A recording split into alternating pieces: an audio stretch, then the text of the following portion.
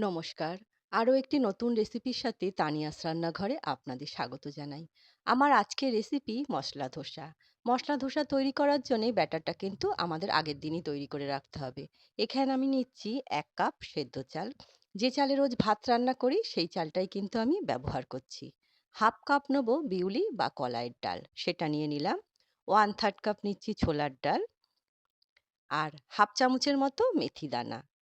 ছোট চামচের ১ চামচ হবে।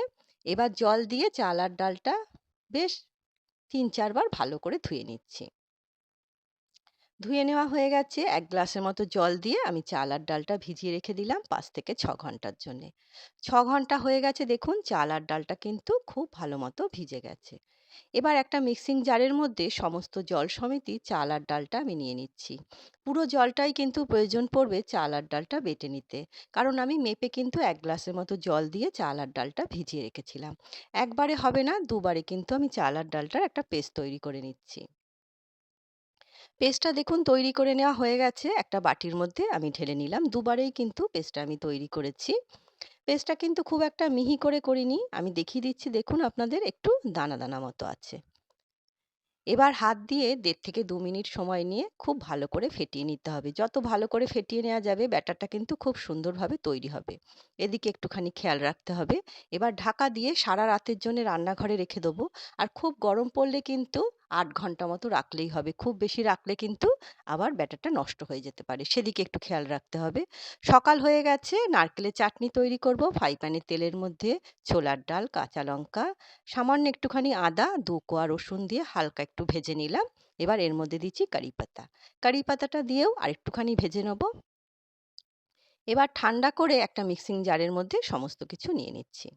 এবার এর মধ্যে দিচ্ছি পাকা তেঁতুল, আর আগে থেকে আমি নারকোল কেটে রেখেছিলাম সেটা দিয়ে দিলাম। স্বাদ অনুসারে নুন দিচ্ছি, আর সামান্য একটুখানি জল দিয়ে একটা পেস্ট তৈরি করে নেব। পেস্টটা দেখুন তৈরি করে নেওয়া হয়ে গেছে, একটা বাটির মধ্যে ঢেলে নিলাম। মিক্সিং জারে জল দিয়ে সেই জলটাও এর মধ্যে দিয়ে দেবো। কতটা ঘনত্ব রাখবেন সেই বুঝেই কিন্তু জলটা ব্যবহার করতে হবে। এবার সমস্ত কিছু খুব ভালো করে মিশিয়ে নিচ্ছি। নারকেলের চাটনির জন্য একটা তড়কা তৈরি করব। তার জন্য তড়কা প্যানে রিফাইন অয়েল দিয়েছি, এর মধ্যে দিলাম কালো সর্ষে, সামান্য একটুখানি বিউলির ডাল, শুকনো লঙ্কা আর দিচ্ছি কারি পাতা। বা সামান্য একটুখানি হিং দিলেই কিন্তু তড়কাটা রেডি হয়ে যাবে। তড়কাটা দেখুন তৈরি করা হয়ে গেছে। এবার নারকেলের চাটনির ওপর এই তড়কাটা দিয়ে দিলেই কিন্তু খুব সুন্দর একটা নারকেলের চাটনি তৈরি হয়ে যাবে। এই চাটনিটা কিন্তু খেতে বেশ ভালো লাগে, ইডলি ধোসার সঙ্গে তো অবশ্যই ভালো লাগে। ট্রাই করে অবশ্যই একবার দেখতে পারেন। এবার তৈরি করে নিচ্ছি আলু মশলা। ফ্রাই প্যানে তেলের মধ্যে দিলাম শুকনো লঙ্কা, কালো সর্ষে, সামান্য একটুখানি ছোলার ডাল, একটু বিউলি বা কলাইয়ের ডাল আর দিচ্ছি হিং। এবার দেবো কারি পাতা। এবার একটুখানি ফোড়নটা ভেজে নিচ্ছি। আলু আমি আগে থেকেই সেদ্ধ করে রেখেছিলাম, ২ টো আলু হাতের সাহায্যে ম্যাশ করে আলু সেদ্ধ ২ টো এর মধ্যে দিয়ে দেবো। স্বাদ অনুসারে নুন দিচ্ছি আর দেবো ১/২ চামচের মতো হলুদ।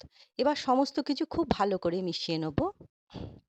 মিশিয়ে নেওয়া হয়ে গেছে। এবার পরিমাণ মতো জল দিয়ে রান্নাটা হতে দিচ্ছি। খুব বেশি জলের প্রয়োজন নেই, যেহেতু আলুটা আগে থেকেই সেদ্ধ করা আছে। রান্নাটা প্রায় হয়ে এসছে। ওপর থেকে একটু ধনেপাতা দিলেই কিন্তু আলু মশলাটা রেডি হয়ে যাবে। আমি আলু মশলাটা কিন্তু এই পর্যায়ে নামিয়ে নেব। ঠান্ডা হয়ে গেলে কিন্তু এটা অনেকটাই ঘন হয়ে যাবে। আর ব্যাটারটা দেখুন কতটা সুন্দর হয়েছে। আমি সারারাত রান্নাঘরে রেখেছিলাম। আমি যখন এই ব্যাটারটা তৈরি করেছি তখন কিন্তু এতটা গরম পড়েনি। এখন যেরম গরম পড়েছে ব্যাটারটা কিন্তু ৮ থেকে ৯ ঘন্টা রাখলেই কিন্তু যথেষ্ট। এবার এর মধ্যে স্বাদ অনুসারে নুন আর ১/২ কাপ মতো জল দিয়ে ব্যাটারটা আমি তৈরি করে নিচ্ছি। ব্যাটারটা দেখুন তৈরি করে নেওয়া হয়ে গেছে।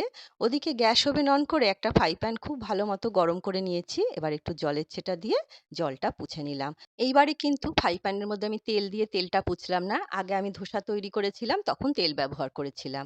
এবার ১ হাতা ব্যাটার দিয়ে হালকা হাতে এইভাবে ঘুরিয়ে দিচ্ছি। কাজটা কিন্তু খুব হালকাভাবে করলে ধোসা কিন্তু খুব ভালো মতো ছড়ানো যায়। আর হাতাটা যদি একটু চেপে দেন তাহলে কিন্তু ব্যাটারটা হাতার সাথে উঠে আসতে পারে। সেদিকে একটু খেয়াল রাখতে হবে। এই পর্যায়ে কিন্তু গ্যাসের ফ্লেমটা আমি একদম হাইতে দিয়ে দিলাম। দেখুন ওপরটা শুকনো হয়ে গেছে। আমি বাটার দিয়ে একটা কাঁটা চামচের সাহায্যে বাটারটা চারিদিকে এইভাবে ঘুরিয়ে দিচ্ছি। আপনারা চাইলে কিন্তু তেল দিয়েও ধোসা তৈরি করতে পারেন। তবে বাটার দিয়ে ধোসা তৈরি করলে খুব সুন্দর একটা গন্ধ বেরোয় আর খেতে কিন্তু বেশি ভালো লাগে। এবার যে আলু মসলাটা তৈরি করেছিলাম সেটা আমি দিলাম। দিয়ে একটা খুন্তির সাহায্যে হালকা করে আলু মসলাটা চারিদিকে ছড়িয়ে দিচ্ছি। একদম জিরি করে পেঁয়াজ কেটে রেখেছিলাম। ওপর থেকে একটুখানি পেঁয়াজ দিচ্ছি আর দেবো একটু টমেটো।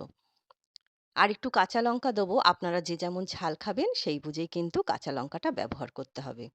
এবার হালকা হাতে উল্টে দিতে হবে। তাহলেই কিন্তু তৈরি হয়ে যাবে সকালের হালকা-ফুলকা স্বাস্থ্যকর জলখাবার। এই মসলা ধোসাটা অবশ্যই একবার ট্রাই করে দেখবেন। আশা করছি আপনাদের নিশ্চয়ই ভালো লাগবে। আর তার সাথে যে নারকেলের চাটনিটা করলাম সেটা নিয়ে নিচ্ছি। তাহলেই কিন্তু খুব সুন্দর একটা রেসিপি তৈরি হয়ে যাবে। এই মসলা ধোসা দেখে যদি আপনাদের ভালো লাগে বা বাড়িতে তৈরি করে যদি আপনাদের ভালো লাগে তাহলে ছোট্ট একটা কমেন্ট করে অবশ্যই জানাবেন। আজ তবে এই পর্যন্তই। দেখা হবে পরের একটি নতুন রেসিপির সাথে। সবাই সুস্থ থাকবেন, ভালো থাকবেন।